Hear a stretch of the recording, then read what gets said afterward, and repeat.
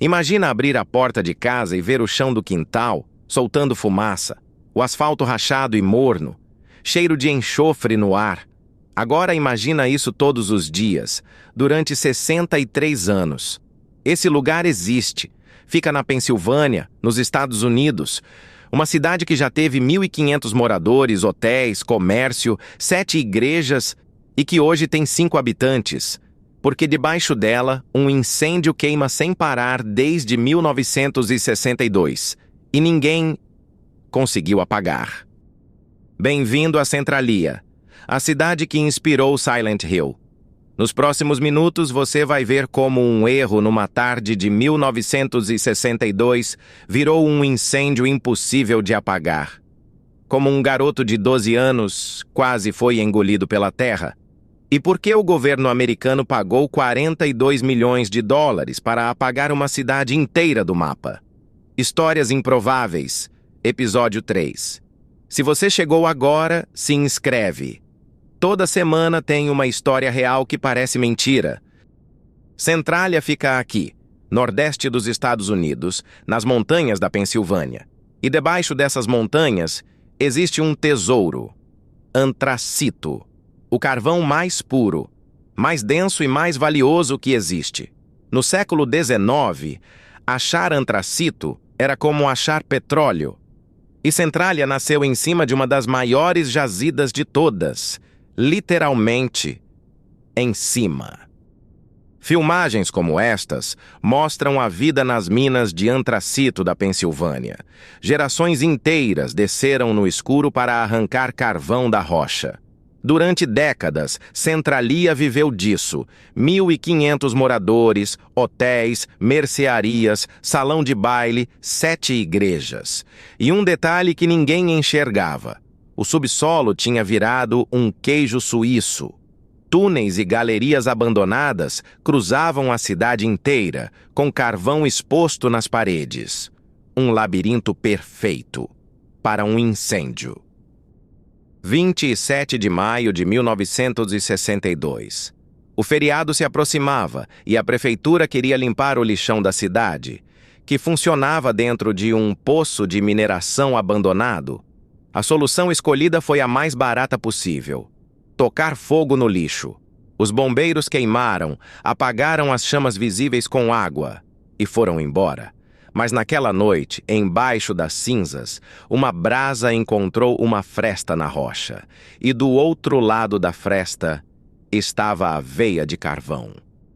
O fogo mordeu o carvão e começou a descer, silencioso. Um incêndio de carvão não precisa de labareda.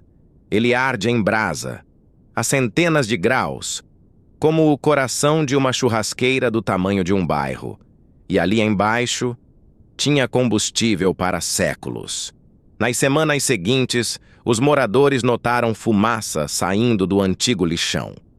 Acharam que era resto da queimada.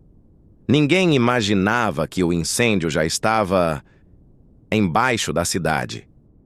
Nos anos seguintes, vieram as tentativas. Cavaram valas gigantes para interceptar o fogo. Ele passou por baixo. Injetaram água, virou vapor. Despejaram areia e cinza. O fogo deu a volta. Cada projeto custava mais que o anterior, e todos terminaram do mesmo jeito. A verdade incômoda é simples. Ninguém sabe apagar um incêndio de carvão subterrâneo. No máximo, contê-lo, se tiver muita sorte e muito dinheiro.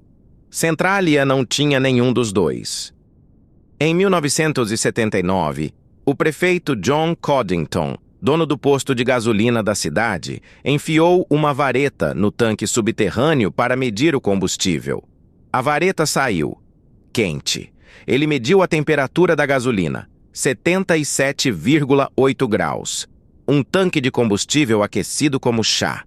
O incêndio que todos fingiam estar controlado estava logo ali, embaixo da rua principal.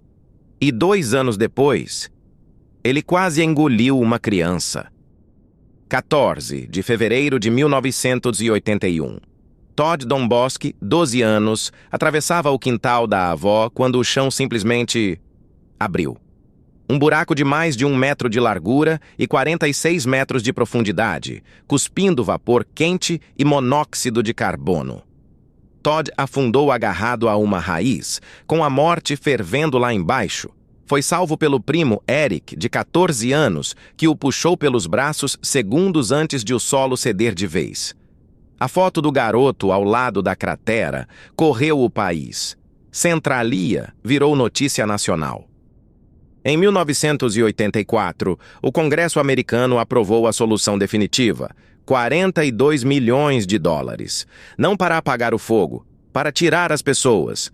O governo comprou casa por casa. Mais de 1.000 moradores aceitaram e partiram, e as casas vazias foram demolidas uma a uma.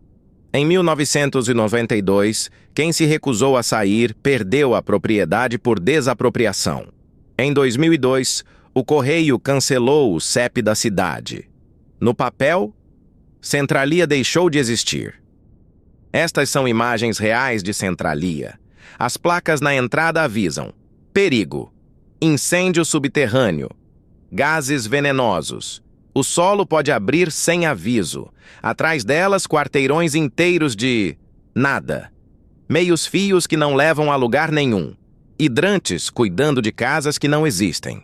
Uma cidade desenhada no chão, como uma cicatriz. Nas colinas ao redor, a assinatura do fogo. Árvores mortas, brancas como ossos, e o chão morno fumegando no frio.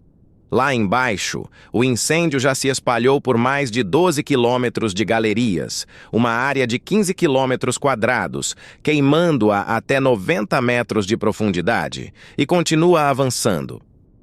E no meio disso tudo, gente. Um punhado de moradores se recusou a partir.